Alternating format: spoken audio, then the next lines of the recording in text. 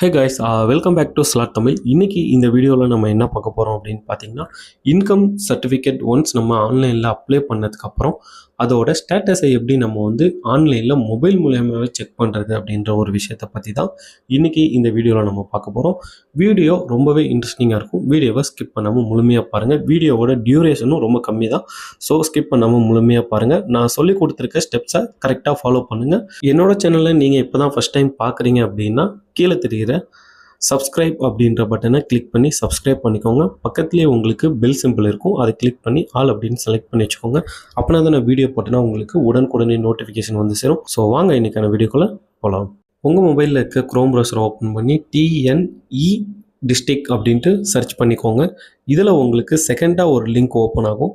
So அதை நீங்கள் click பண்ணி ஓப்பன் பண்ணிக்கோங்க. இந்த பேஜில் கொஞ்சம் ஜூம் பண்ணிங்கன்னா வெரிஃபை சர்டிஃபிகேட் அப்படின்ட்டு ஒரு ஆப்ஷன் இருக்கும். அதை கிளிக் பண்ணிவிட்டு சர்டிஃபிகேட் நம்பர் அப்புறம் நீங்கள் கொடுத்துருந்த மொபைல் நம்பர் இது ரெண்டுத்தையும் என்டர் பண்ணி சென்ட் OTP அப்படின்னு கொடுத்துக்கோங்க.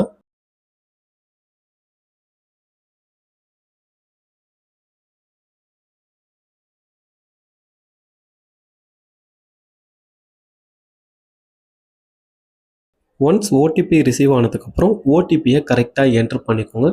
என்டர் பண்ணிவிட்டு வேலிடேட் OTP அப்படின்னு ஒரு ஆப்ஷன் இருக்கும், அதை நீங்கள் கிளிக் பண்ணிக்கோங்க.